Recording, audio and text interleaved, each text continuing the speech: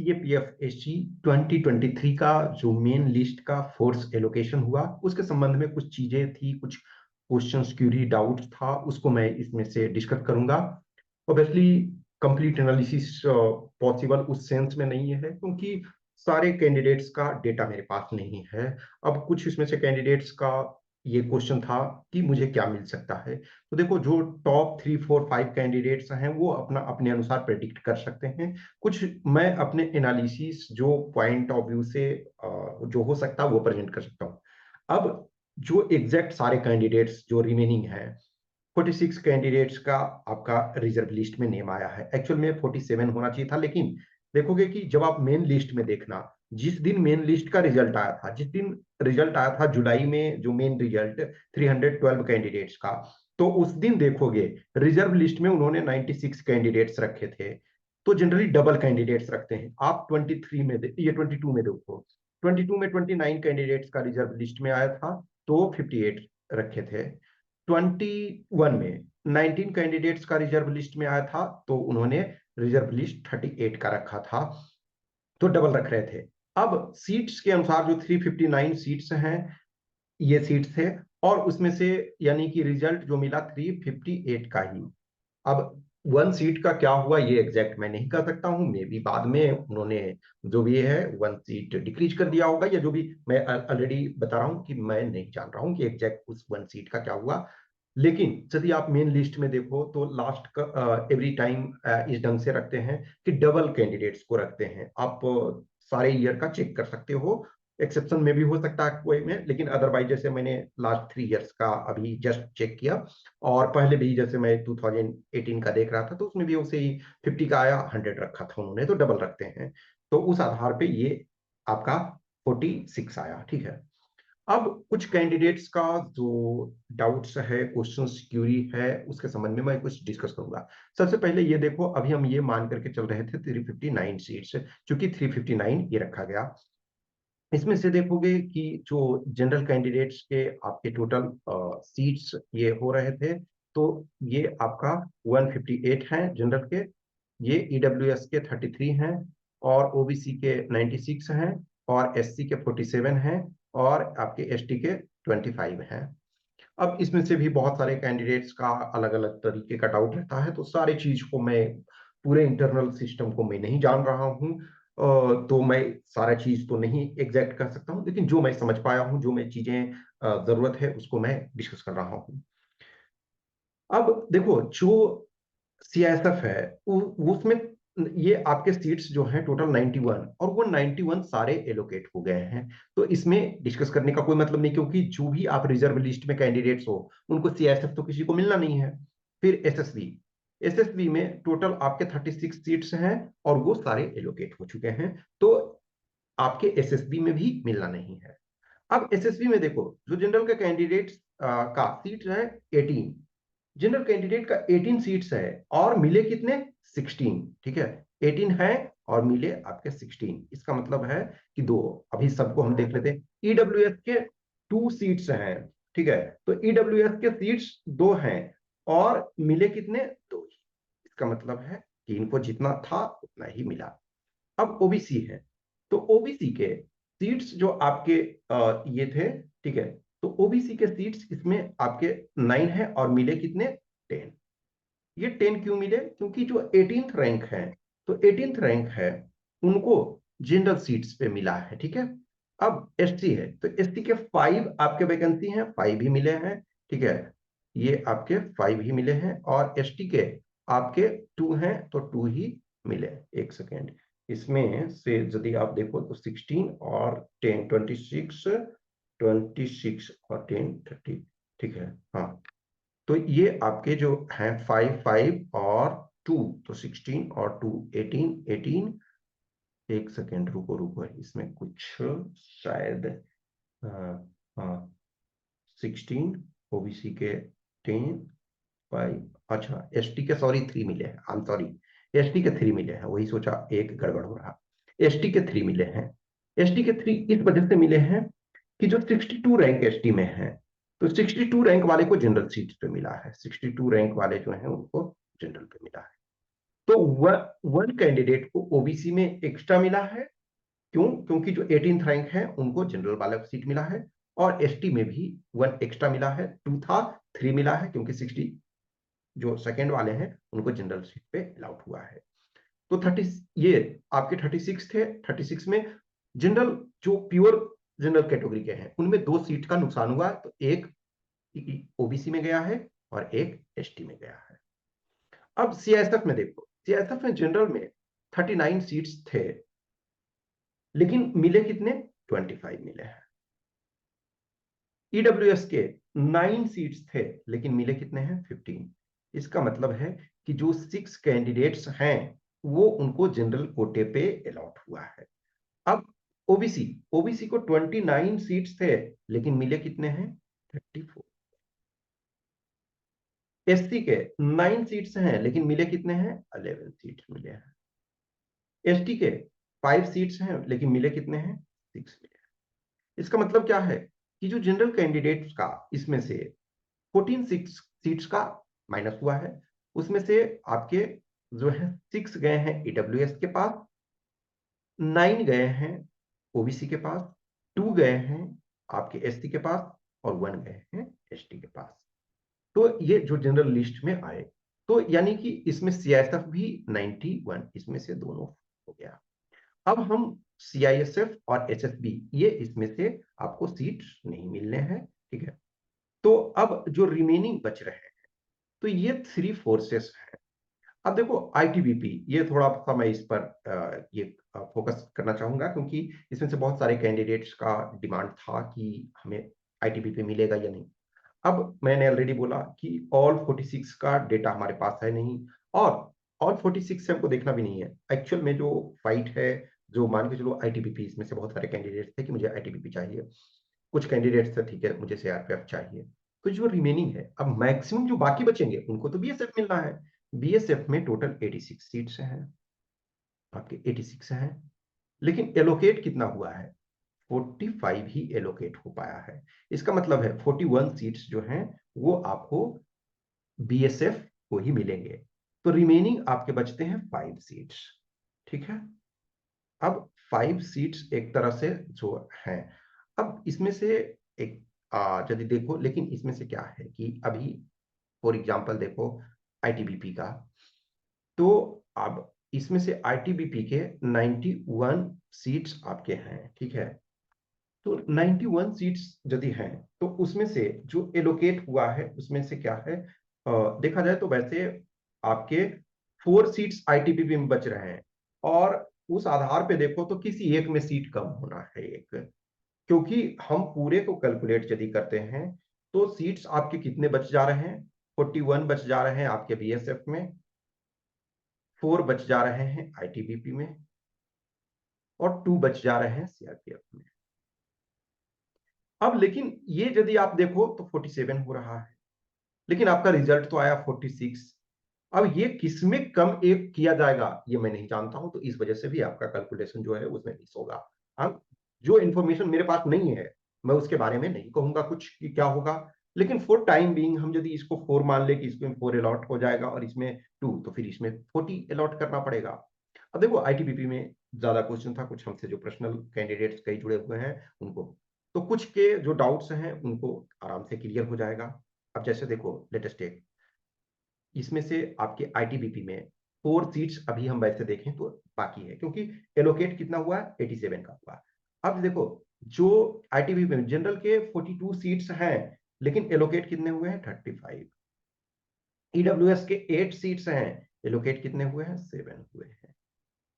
OBC के 21 seats हैं, लेकिन एलोकेट 25, तो ऑब्वियसली इनमें ज्यादा हो चुका है। एससी के 12 सीट हैं, 12 अलॉट हुए हैं, और एसटी के 8 हैं, 8 ही अलॉट हुए हैं। तो देखो अब एससी और एसटी में जो है तो उनका तो कोई वो इशू ही नहीं है। अब देखो जो ओबीसी हैं उनका भी एलोकेट हो चुका है। अब जो 4, यदि हम मान करके चले कि 4 सीट्स मिल जाएगा, सपोज करो कि हम ऑल 4 सीट्स मिल जाता है, तो इसमें से 1 जो है ईडब्ल्यूएस को मिलेगा, और 3 जो है वो आपको जनरल का मिलेगा। अब लेटेस्ट एक हम सबके ऑलरेडी नहीं जानते, अब जैसे लेटेस्ट टेक जो आपके रिजर्व लिस्ट आया, उसमें फर्स्ट रैंक वाले ने, हमने उनसे पूछा नहीं कि आपका ऑर्डर क्या फोर्स का, लेकिन उन्होंने कहा कि मुझे बीएसएफ मिलने वाला है। दैट्स मीन है कि उनका जो नेक्स्ट चॉइस है वो बीएसएफ अब होगा। तो सपोज करो कि, यानी कि मान के चलो बीएसएफ फर्स्ट रैंक वाले ले लेते हैं, जो रिजर्व वाले। तो अब सपोज करो जिनका सेकेंड है, जिनका थर्ड है, जिनका फोर्थ है, और अब ईडब्ल्यूएस में जो हैं, तो ईडब्ल्यूएस में जो जो फर्स्ट में होंगे, तो उनका ये मिलना है। तो यानी कि ये मान के चलो कि जिनका सेकेंड, थर्ड, फोर्थ रैंक है, तो उनके लिए जो आईटीबीपी है वो मिलने के पूरे चांसेस हैं। उनको वो मतलब पूरे चांस नहीं, उनको मिल जाएगा, उसमें से कोई दिक्कत नहीं, क्योंकि आपको प्रायोरिटी बेसिस पे मिलेगा। अब जो भी आपके रिजल्ट दिए गए हैं, ऑल 46, तो वो जो 46 दिए गए हैं वो रैंक वाइज दिए गए हैं, आपके मेरिट वाइज दिए गए हैं, कि जो फर्स्ट रैंक पे हैं उनका। अब क्योंकि first, second, third, fourth, fifth, ये सब रैंक जो है, सबका 325 मार्क्स है, सबका 325 मार्क्स। उसके बाद फिर कम होते गया है, ऑब्वियसली 324, तो एग्जैक्ट मैं सबका अभी नहीं जान रहा हूं, मैं सबका प्रेफरेंस भी नहीं जान रहा हूं, लेकिन ये ध्यान रखो कि यदि फर्स्ट रैंक आपके बीएसएफ ले रहे हैं, तो सेकेंड वाले, थर्ड वाले, फोर्थ वाले, ये तो आप निश्चिंत रहो ना कि आपको आईटीबीपी यदि आपको चाहिए तो आईटीबीपी आपको मिल रहा है। अब देखो सीआरपीएफ चलो, तो सीआरपीएफ में 2 सीट्स आपके रिमेनिंग है। सीआरपीएफ में जो वैकेंसी है वो आपका 55 है, एलोकेट 53 को हो गया है, तो 2 बचे। अब जनरल का देखो 24 सीट्स आपके हैं, तो 24 में मिला कितना है, 19। ईडब्ल्यूएस के 5 हैं, तो ईडब्ल्यूएस के 4 सीट्स एलोकेट हुए हैं। ओबीसी के 14 हैं, ये एलोकेट 18 हुए हैं। एससी के 8 सीट्स हैं, 8 एलोकेट हो गए हैं। एसटी के 4 सीट्स हैं, तो 4 एलोकेट हो गए हैं। तो यानी कि जो सीआरपीएफ है, तो सीआरपीएफ में 1 सीट आपके जो है ईडब्ल्यूएस को मिलेंगे, और जो 1 है वो जनरल के। यदि ये कंडीशन रहता है, एक चीज हम ऑलरेडी डिस्क्लेमर में ये कर रहे हैं कि यहां हमारा ऐड करके 47 आता है वैकेंसी, लेकिन एक्चुअल में एलोकेट 46 को होना है, यानी 46 कैंडिडेट्स का मिला है। तो मे बी वो बीएसएफ में भी एक कम, किसी में तो एक कम होगा, या जिसमें भी कम। तो हम यदि इन दोनों को मान ले कि फुल में होगा, तो ये कंडीशन होगा कि आपके आईटीबीपी में 1 ईडब्ल्यूएस, 3 जनरल, सीआरपीएफ में 1 ईडब्ल्यूएस और 1 जनरल कैंडिडेट्स का होगा। ओके, सो ये सिचुएशन आपके हैं। जो आपके सीट एलोकेट होते हैं, सपोज करो कि किसी का रैंक सेकंड है या थर्ड है, या मान के चलो जो भी है, तो ईडब्ल्यूएस में एज का तो कोई मायने नहीं रखता है। ईडब्ल्यूएस में एज का कोई मायने नहीं होता है, क्योंकि ईडब्ल्यूएस का भी एज मैक्सिमम 25 है, और जनरल का भी 25 है, तो इसमें एज का कोई मायने नहीं है। लेकिन ओबीसी में, ओबीसी, एससी, एसटी, इनमें से यदि आपका एज एक्स्ट्रा हो गया, तो आप, हम ऑलवेज सपोज करो कि 26 ईयर्स जिस समय फॉर्म आप भर रहे थे, तो जो मैक्सिमम एज था वो क्वालिफाई, वो क्रॉस कर गया, 26 हो गए या 27 हो गए, तो आपका कोई भी रैंक हो, आप ओबीसी में ही ट्रीट होगे। अब जैसे फॉर एग्जांपल लें कि रैंक नंबर 8, तो वो ओबीसी कैंडिडेट है, 8 रैंक है, तो ऑब्वियसली देखा जाए तो मेरिट के अनुसार वो जनरल में है, लेकिन वो जनरल में ट्रीट नहीं होंगे, वो ओबीसी में ही ट्रीट होंगे। 24th रैंक है ओबीसी के कैंडिडेट, लेकिन वो, उनका एज क्रॉस कर गए हैं, तो वो आपके ओबीसी में ही, स्पेसिफिक ओबीसी में काउंट होंगे। 28th रैंक, 47, 48, वैसे बहुत सारे हैं, ठीक है। तो ऐसे सिचुएशंस हैं। अब जो कैंडिडेट्स, सपोज करो सीआईएसएफ है, तो सीआईएसएफ में लास्ट जो जनरल कैंडिडेट्स हैं, तो जनरल कैंडिडेट में के कैटेगरी के पॉइंट ऑफ व्यू से यदि देखा जाए, जनरल कोटे पे 60, शायद थर्ड रैंक जो है, 63rd रैंक, वो एक्चुअल में एसटी कैंडिडेट है, लेकिन उनको जो एलोकेट हुआ है वो जनरल कैंडिडेट के हैं, एसटी कैंडिडेट, लेकिन जनरल कोटे पे एलोकेट हो गया है, ठीक है। प्योर जनरल यदि लिया जाए तो प्योर जनरल में 59th रैंक है जिनको सीआईएसएफ मिला हुआ है, ठीक है। तो प्योर रैंक प्योर जनरल में है उनको आपके 59th रैंक वाले में मिला हुआ है। ओबीसी जो कैंडिडेट्स हैं, तो ओबीसी कैंडिडेट में आपके जो 128 रैंक ओबीसी में 128 रैंक जो है 128 रैंक ओबीसी में है उनको सीआईएसएफ मिला हुआ है। उसके बाद जो ईडब्ल्यूएस यदि देखें तो ईडब्ल्यूएस तो 226 रैंक पे है, 226 रैंक लास्ट है ईडब्ल्यूएस जिनको सीआईएसएफ मिला हुआ है। एसटी में लास्ट 252 रैंक जो है एसटी में इनको सीआईएसएफ मिला हुआ है। और एससी जो है एससी में 216 रैंक 216 रैंक जो है एससी में उनको सीआईएसएफ मिला हुआ है। एसएसबी की हम यदि बात करें तो जो जनरल कैंडिडेट्स हैं उनका 97th रैंक लास्ट जो है वो उनको मिला हुआ है। ईडब्ल्यूएस में 243 रैंक ईडब्ल्यूएस में 243 रैंक वाले को मिला हुआ है। ओबीसी में 153 रैंक वाले को 153rd रैंक वाले को मिला हुआ है। एसटी में 265 वाले को भी मिला हुआ है, 265 में एसटी वाले को मिला हुआ है। एससी में आपका 249 रैंक वाले को एसएसबी मिला हुआ है। तो जो अब रिमेनिंग कैंडिडेट्स हैं जिन कैंडिडेट्स के, तो उसमें ये ध्यान रखो कि जैसे जो डाउट आपका ये है, तो हम चूंकि सब कैंडिडेट्स जो रिमेनिंग कैंडिडेट्स हैं उनके नहीं जानते हैं कि क्या चॉइसेस है, लेकिन ये ध्यान रखो कि चूंकि आईटीबीपी पर खास करके कुछ कैंडिडेट्स स्पेसिफिक ये बोले थे, तो मैं उनको बता रहा हूँ कि सपोज करो कि मैं ये मान रहा हूँ कि जैसे जो फर्स्ट रैंक वाले उन्होंने कहा कि सर मुझे बीएसएफ मिलने वाला है, तो जो सेकेंड रैंक हो, जो थर्ड रैंक हो, जो फोर्थ रैंक, तो ये आप अपना ये रहो, सर्टेन रहो ना कि हमें मिल रहा है आईटीबीपी। और एक जो ईडब्ल्यूएस में है तो उनको भी जैसे मिल मिल जाएगा, ठीक है ना। तो आप 4-5 रैंक वाले ये सोचो, क्योंकि अब मान के चलो कि fifth rank fourth rank fifth rank कौन है, इन द सेंस से कि उनका क्या चॉइसेस है मुझे नहीं पता है, और आगे चॉइस है उनका नहीं मिलता है। लेकिन जो जैसे आप 6-7 रैंक के बाद जो भी हो, सपोज करो 6 या 7 रैंक के बाद, तो आप ये मानो कि उसमें से मैक्सिमम को आपको बीएसएफ ही मिलना है, क्योंकि रिमेनिंग सीट्स जो हैं वो बीएसएफ ही हैं। बीएसएफ में 86 आपके सीट थे, 86 में अभी 45 ही फील हुआ है, तो 41 जो है वो मिलेगा आपका रिजर्व लिस्ट वाले में, लेकिन मे भी उसमें 40 भी मिल सकता है, ये 41, ठीक है। तो ये सिंपल से कुछ चीजें थी। अब चूंकि टाइम ये मैंने बोला था कि मैं पहले ही कर दूंगा, लेकिन मैं कुछ और कामों में बिजी, इन द सेंस था, मैं अपने पर्सनल चीजों से में बिजी, तो मैं नहीं कर पाया था।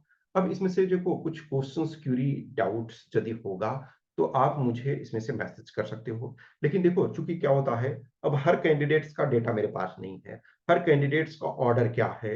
यदि ये करो कि ऑल 46 कैंडिडेट्स का मेरे पास रैंक होता, ये पूरा डीएफ सबका होता, तो मैं सबका बता सकता था कि हाँ क्या सिचुएशन है।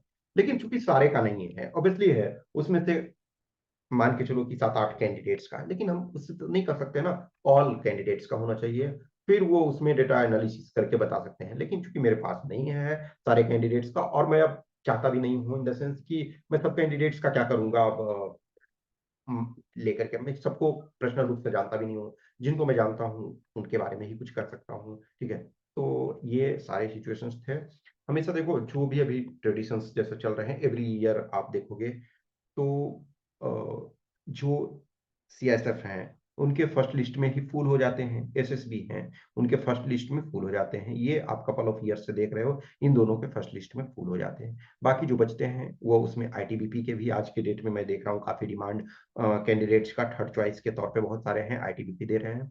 फिर जैसे ऐसा नहीं है, आप जैसे देखोगे कि कुछ जो रैंक्स हैं, तो उसमें से जैसे आप बीएसएफ लो, तो बीएसएफ में 6th रैंक जो है वो बीएसएफ दिए हैं, 6 के बाद देखा जाए तो 75 रैंक एक बार ही आता है बीएसएफ में, फिर आपका 84 है, फिर 100 है, फिर 100। तो उसके बाद अब एसएसबी लो, एसएसबी में भी देखो तो बेस्ट रैंक जो है 17th है, उसके बाद 18th है, उसके बाद 44, 50, 51, 62 एक्सेट्रा।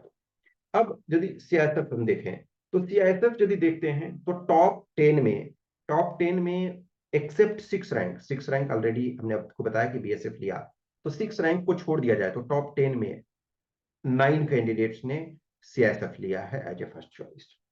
सीआरपीएफ को हम देखें तो सीआरपीएफ में क्या है, 25th रैंक जो है वो बेस्ट है, वो उन्होंने लिया। 33rd रैंक लिया, 45 रैंक लिया, उसके बाद 61। तो यानी कि देखा जाए तो 4 कैंडिडेट्स जिनको जनरल लिस्ट पे मिल सकता था, उन्होंने सीआरपीएफ फर्स्ट चॉइस के तौर पे जो लिया। अब आईटीबीपी देखो, ITBP 12th rank 13th rank, इन्होंने आईटीबीपी लिया। उसके बाद 12 और 13th के बाद सीधा 71 है, फिर देखोगे 71, 72, 76, 96, 103, 109, 112, 119 एक्सेट्रा।